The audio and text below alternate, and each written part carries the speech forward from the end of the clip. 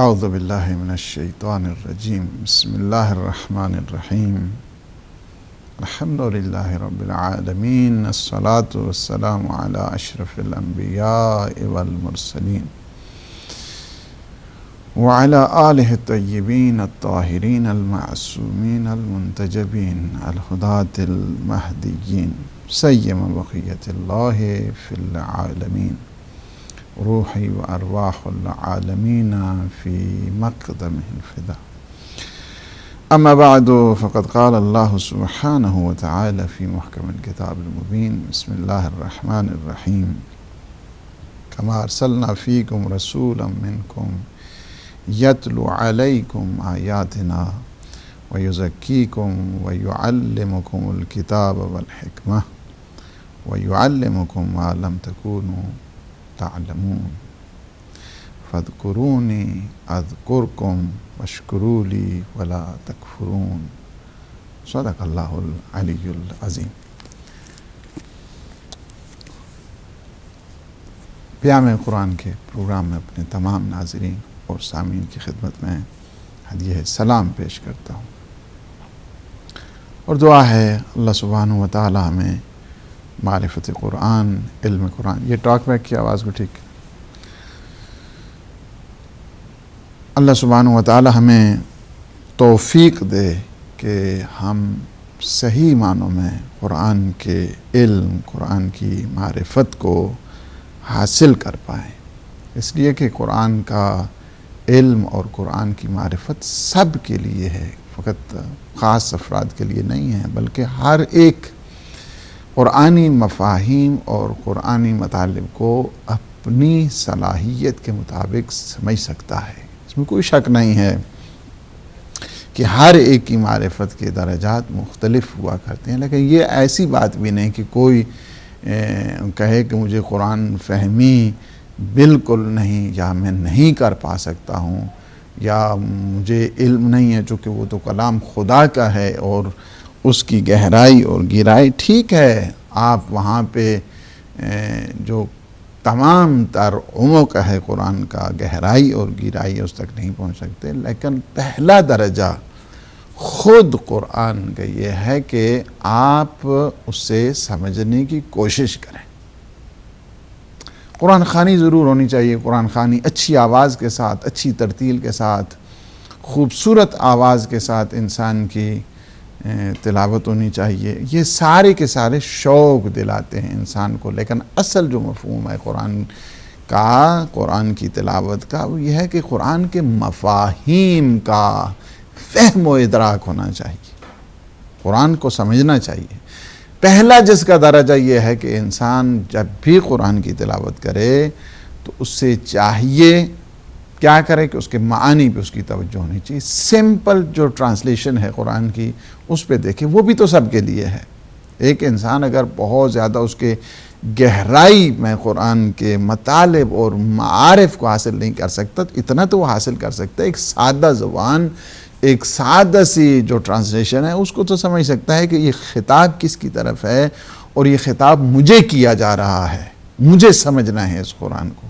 شبینے ہونے چاہیے، مجھے اس میں کوئی وہ نہیں ہے کہ پوری رات قرآن کی محفلیں، قرآن خوانی ہونی چاہیے، اس میں بھی کوئی نہیں ہے، لیکن اصل جو مفہوم ہے، اصل بات ہے، قرآن آیا ہے تاکہ قرآن کو سمجھا جائے۔ جتنی اس وقت قراء کی جو اقسام ہیں یا قارئین ہیں، اس کے مختلف انداز ہیں، ان کے سلیقے ہیں، اور مختلف جہتوں سے ان کی وہ سارا سلسلہ ہے، یہ ساری کی ساری شوق اور اشتیاق کا پیش خیمہ بنا کرتی ہیں، لیکن اصل مفہوم قرآن کا یہی ہے کہ قرآن کو سمجھا جائے، اور سمجھنے کے لیے سب سے پہلی جو اینٹ جس کو کہا جائے، کارنر سٹون جس کو کہا جائے، مقدمہ جس کو کہا جائے، اور جس کے لیے پیش خیمہ کہا جائے، دیباچہ کہا جائے، وہ یہ ہے کہ انسان سب سے پہلے آیات قرآنی پہ غور کرے، اس کے مطلب کو سمجھے، اس سے سب سے پہلے سمپل ٹرانسلیشن۔ آپ نے آج اگر عہد کر لیا ہے کہ مجھے آج سے قرآن، ظاہر ہے موسم بہار تھا، قرآن ماہ مبارک رمضان، ہر ایک نے خوب تلاوت کی ہوگی الحمدللہ، اور آپ کی تلاوتوں کو اللہ سبحانہ و تعالیٰ قبول فرمائے، بات میں جو آج عرض کر رہا ہوں آپ کی خدمت میں وہ یہ ہے کہ پیام قرآن کا سلسلہ پھر سے شروع، وہ یہ ہے کہ قرآن سب سے پہلے اگر ہم اس بات پہ آ جائیں، قرآن پڑھیں، 2 صفحے پڑھیں لیکن ٹرانسلیشن کے ساتھ پڑھیں، مطلب کو سمجھ کے پڑھیں۔ یہ آیت مجھ سے خطاب کر رہی ہے، مجھے سمجھا رہی ہے، یہ تنزیل الہی ہے، مجھے یہ بصائر پروردگار ہیں، مجھے ویژولائز کرنے کے لیے ہیں، مجھے سمجھنے کے لیے ہیں، میں ان کو انڈرسٹینڈ کروں کس طرح ہے۔ سب سے پہلے جو بیسک چیز ہے قرآن کو سمجھنے کے لیے اس کی ٹرانسلیشن پہ غور کریں، ٹرانسلیشن کو دیکھیں، اس کے ترجمے کی طرف دیکھیں انسان۔ سمپل۔ آپ پہلے اگر 10 صفحے پڑھتے تھے، 5 صفحے اس کو کر دیں، 5 صفحے کیا کریں آپ نے ٹرانسلیشن کے ساتھ۔ یہ پہلا مرحلہ ہے قرآن فہمی کا۔ پھر کہوں میں اسے قرآن فہمی کرنی ہے ہم نے، اس کا پہلی سٹیج یہ ہے کہ ہم اس کے ترجمہ اور اس کی ٹرانسلیشن پہ جائیں۔ اس کے بعد جب یہ مرحلہ تکمیل ہوتا ہے، جب یہ مرحلہ مکمل ہوتا ہے، پھر اس کی تفاسیر پہ انسان آ جائے۔ ظاہر ہے یہ قرآن کیا ہے، وَلَهُ بَطْنٌ وَفِي بَطْنِهِ بَطْنٌ وَلَهُ ظَاهِرٌ وَفِي ظَاهِرِهِ ظَاهِرٌ۔ قرآن کے ایک ظاہر ہے، اس ظاہر میں بھی ایک ظاہر ہے۔ قرآن کے ایک باطن ہے اور اس باطن میں بھی باطن ہے۔ قرآن کے 70 بطون ہیں جو ہر ایک انسان اسے نہیں سمجھ سکتا۔ اس کی مثال اگر آپ دے دیں، اور اس کی مثال ایسے ہے کہ جس طرح ایک سمندر بحر بے کراں، قرآن کو ایک بحر بے کراں کی طرف آپ تشبیہ دیں، ریزمبلنس دینے میں، اس کو یہ کہنے میں، اس کی مثال دینے میں تو کوئی حرج نہیں ہوتی ہے۔ مثال ایک بحر بے کراں ہے۔ کچھ انسان ہیں کہ ظاہری پانی کو دیکھتے ہیں، کچھ تو ہیں کہ اس کے اندر تیرتے ہیں، کچھ ہیں کہ جو غواصی کرتے ہیں، ہیرے جواہر نکالا کرتے ہیں۔ اسی طرح قرآن بھی ہے۔ کام از کم اتنا ہے کہ مجھے اپنی حد تک ضرور اسے سمجھنا ہے، اور یہ معارف پروردگار ہیں۔ اور اس قرآن کو سمجھنے کے لیے صاحب قرآن کے پاس جانا ہوگا، عالم قرآن کے پاس جانا ہوگا، جسے علم قرآن اللہ نے عطا کیا ہے۔ وہ پیغمبر اسلام صلی اللہ علیہ وآلہ وسلم کی ذات اقدس ہے اور ذوات مقدس ہے، ائمہ معصومین کے جو جانشین ہیں پیغمبر اسلام صلی اللہ علیہ وآلہ وسلم کے، ان کے در پہ جا کے انسان کو صحیح معنوں میں وہ عالم علم قرآن ہیں، وہ مفاہیم قرآن کو اچھی طریقے سے جانتے ہیں۔ قرآن ان کے گھر پہ نازل ہوا ہے، وہ جانتے ہیں جو بارہا کہا کرتے تھے، سلونی عن کتاب اللہ، تم مجھ سے کتاب خدا کے بارے میں سوال کرو، مجھے خبر ہے اس چیز کی کہ یہ آیت دن کے ٹائم نازل ہوئی، یہ آیت رات کے ٹائم نازل ہوئی، یہ آیت خشکی پہ نازل ہوئی، تری پہ نازل، کہاں پہ نازل ہوئی، لیل و نہار پہ نازل ہوئی، مجھے پتہ ہے اس پہ، جبل پہ نازل ہوئی، وہاں پہ ہم صحرا میں تھے، پہاڑوں پہ تھے، کہاں پہ نازل ہوئی، مجھے اس چیز کی خبر ہے۔ وہاں پہ بھی کیپیبلٹی مختلف تھی اور لوگوں نے عجیب و غریب قسم کے سوال کیے۔ آپ ان سوالوں کا کیا دورانہ آپ کو پتہ ہی ہے۔ صلاحیت جس نے پیدا کرنی ہے، پہلا چیز کیا ہے کہ آپ قرآن کے مطالب کو، قرآن کے مفاہیم کو سمجھیں۔ سب سے پہلی یہ عہد اگر آج ہم کر لیں یہ سمجھنے کے لیے کہ ہم نے قرآن کو سمجھنا ہے، قرآن کو سمجھنے کے لیے سب سے پہلے کیا کرنا ہے، ہم نے قرآن کی جو ٹرانسلیشن ہے، ٹرانسلیشن اچھے ٹرانسلیٹر کی، کہ جنہوں نے اچھی ٹرانسلیشن کی ہے اس کی لے لیں، آپ کو مل جائیں گی۔ نہیں تو ہمیں بتائیں، ہم آپ کو بتا دیں گے کہ کس کی ٹرانسلیشن آپ نے پڑھنی ہے۔ وہ بے شک 2-3 ٹرانسلیشن رکھ لیں، دیکھ لیں اس میں کہ کس کس کی ہے، اس کے بعد آپ کو علم بھی ہو جائے گا۔ بیسک جو نالج ہے قرآن کا، بیسک نالج۔ اور یہ کہنا بالکل فضول ہے اگر کوئی کہے کہ نہیں جی کلام خدا ہے، ہمیں تو ہماری تو سمجھ میں نہیں آتا۔ وہ کس کے لیے نازل کیا اللہ سبحانہ وتعالی؟ یہ بات کی کوئی ایکسکیوز نہیں ہے، کوئی یہ نہیں کہہ سکتا ہے قرآن سب کے لیے ہے۔ البتہ ہر ایک کے درجات جو ہیں مختلف ہوتے ہیں، ہر ایک کے فہم اور ادراک کے مراحل اور منازل مختلف ہو جائے، وہ ایک الگ چیز ہے۔ لیکن قرآن سب کے لیے، اس بات کو ہم اپنے ذہن میں جما لیں کہ قرآن سب کے لیے، ہم نے قرآن کو سمجھنا ہے۔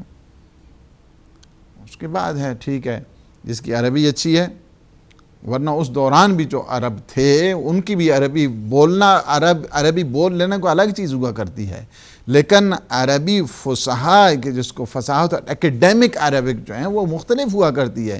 یہ اعراب گزاری جو امیر المومنین علی ابن ابی طالب علیہ السلام نے یہ گرامیٹیکل رولز اینڈ ریگولیشن جو وضع کیے ہیں، اسائن کیے تھے، ڈیزگنیٹ کیے تھے، یہ امیر المومنین علی ابن ابی طالب علیہ السلام نے کیے، تو لوگ غلط پڑھتے تھے قرآن کو، اس وجہ سے کچھ اصول، کچھ پرنسپلز امام نے وضع کیے کہ جن کو دیکھ کر تاکہ ان میں اعراب کی غلطی نہ ہو. اعراب گزاری امیر المومنین نے اس کی کرایا. امیر المومنین اس کے واضح ہیں، وضع کرنے والے. یہ جو جس کو آپ گرامر کہتے ہیں، جس کو آپ صرف و نحو کہتے ہیں، اس کے بانی، اس کے فاؤنڈر امیر المومنین علی ابن ابی طالب علیہ السلام ہیں. اس دور میں بھی عرب تھے، غلط پڑھا کرتے تھے. چونکہ عربی بول لینا کچھ اور ہوا کرتا ہے، عربی کو سمجھنا کچھ اور ہوا کرتا ہے. اور اب اس کے علاوہ جو ہے نا وہ یہی چیز ہے کہ انہیں بھی تعلیم کی ضرورت تھی. وہ عرب جو تھے نا، جو عرب میں پیدا ہوئے ہیں، ان کو بھی تعلیم کی ضرورت تھی. اور یہ قرآن سب کی تعلیم کے لیے ہے. عرب عجم سے ہٹ کر یہ جو کانسیپٹ دیا ہے اسلام نے، قرآن نے، وہ یہ دیا ہے کہ قرآن کو سمجھیں. کس طرح سمجھنا ہے؟ سب سے پہلے بیسک رولز اس کے یہ ہیں کہ قرآن فہمی کے لیے سب سے پہلے اس کے ترجمے پہ غور کیا جائے. آج ہماری گفتگو سورہ مبارکہ بقرہ کی آیت نمبر 151 and 152. دو ہم نے آیتوں پہ آج ہماری بنا یہی ہے کہ ہم اس ڈسکشن کو مکمل کریں، دیکھیں کس حد تک ہم کامیابی ہوتی ہے. بات پہلی آیت 151 کہ جس میں ارشاد فرمایا کہ کما ارسلنا فیکم رسولا منکم، کہ ہم نے تمہاری ہدایت کے لیے، تمہاری گائیڈنس کے لیے تمہارے ہی درمیان سے فیکم رسولا منکم یتلو علیکم آیاتنا، یعنی ایک رسول کو بھیجا ہے. وہ کیا کرتے ہیں؟ مختلف فنکشن بھی بتا دیے. رسول کے پوری جو کارکردگی ہے، کیا کیا فرائض ہیں، وہ بھی بتا دیے. کیا ہے؟ سب سے پہلی چیز یتلو علیکم آیاتنا، وہ ہماری آیتوں کی آپ کو ہماری آیات تمہیں پڑھ پڑھ کے سناتا ہے، پہلی چیز. دوسرے کیا ہے؟ وہ یزکیکم، اور تمہارا وہ تزکیہ کرتا ہے، پیوریفائی تمہیں کرتا ہے. تیسری چیز کیا ہے؟ وَيُعَلِّمُكُمُ الْكِتَابَ وَالْحِكْمَةَ، اور تمہیں کتاب و حکمت کی وہ تعلیم دیتا ہے. چوتھی چیز وَيُعَلِّمُكُم مَّا لَمْ تَكُونُوا تَعْلَمُونَ، اور تمہیں وہ چیزیں سکھاتا ہے، ان چیزوں کا تمہیں علم دیتا ہے کہ جسے تم نہیں جانتے ہو. یہاں پہ سب سے پہلی چیز یہ ہے کہ رسول جو ایک خاص ٹرم ہے، اس شخص کو کہتے ہیں کہ جو پیغام دے کر جسے روانہ کیا جاتا ہے، اس کو کہتے ہیں رسول. پھر تلاوت، تلو اس کا مطلب یہ ہوتا ہے کہ تلاوت کا مطلب یہ ہے، تلو سے جو ماخوذ ہے، جس کا مفہوم یہ ہے کہ پیچھے پیچھے چلنا، اس کو کہتے ہیں تلو، پیچھے پیچھے آنا. یعنی تلاوت اور قراءت میں فرق ہے. کیا فرق ہے؟ تلاوت پڑھنے کے ساتھ ہم قرآن کی قراءت زیادہ کرتے ہیں، قرآن کی تلاوت کم ہوتی ہے. کہ جس کے یعنی میں نے پہلی چیز یہ عرض کی ہے، تلاوت کے لیے یہ ضروری ہوتا ہے کہ اس کے مفاہیم اور اس کے مطالب پہ عمل بھی کیا جائے. تلاوت کے مفہوم میں بذات خود ایک قداست ہے، جس میں اتباع، جس میں پیروی مضمر ہوا کرتی ہے. جبکہ قراءت میں کیا ہوتا ہے؟ قراءت میں صرف پڑھنا ہوتا ہے، یہ قاری صرف پڑھنے کے لیے. لیکن جو تلاوت ہے، تلاوت میں مفہوم یہ ہے کہ اس کے جو مفاہیم ہے قرآن کو، اس کو فالو کرنا ہے، اس کی پیروی کرنا ہے، اس کی اتباع کرنا ہے، اس کے پیچھے پیچھے چلنا ہے. تو یہ ہے تلاوت کرتے ہیں. یعنی کیا ہے؟ آپ کو وہ مفاہیم بتاتے ہیں کہ ہمیشہ جن کی اتباع اور اطاعت ضروری ہے. تیسری یہاں پہ یزکیکم فرمایا گیا تزکیہ. تزکیہ کا اصل میں مطلب ہوتا ہے رشد اور نمو، یعنی پاک کرنا، پاک کرنا.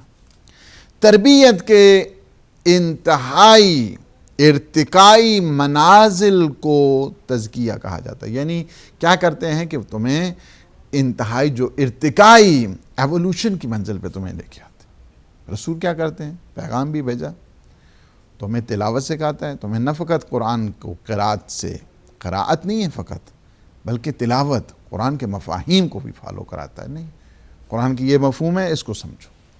پھر تمہارا تزکیہ کرتا ہے. یعنی تزکیہ کیا ہے؟ کہ تمہیں رشد اور کمال کے جو انتہائی منازل ہیں اس تک تمہیں لے کر جاتا ہے. یہ ایک رسول اللہ سبحانہ و تعالیٰ نے کتنا بڑا کرم کیا، احسان کیا ہے اس ہیومینٹی کے اوپر کہ ایسا رسول بھیجا کہ جو ہمارا تزکیہ کرتا ہے، ہمیں تلاوت سکھاتا ہے اور ہمیں انتہائی کمال اور تکامل کی ان منازل تک پہنچاتا ہے۔ اور یہ ایک امت مرحومہ سے مراد یعنی امت پیغمبر اسلام صلی اللہ علیہ وآلہ وسلم، یہ احسان اللہ نے اس امت پہ کیا ہے۔ سب سے پہلے ایسا رسول بھیجا کہ جو تزکیہ کرتا ہے، یہ ساری کوالٹیز انشاءاللہ بھی آ رہی۔ اور پھر یہ اتمام حجت کے لیے اللہ نے تحویل قبلہ اس امت مرحومہ کے لیے کیا، پھر اسے کئی نعمتوں سے سرشار کیا ہے، جن میں سے عظیم ترین نعمت اس کائنات کی وہ ذات محمدی صلی اللہ علیہ وآلہ وسلم ہے۔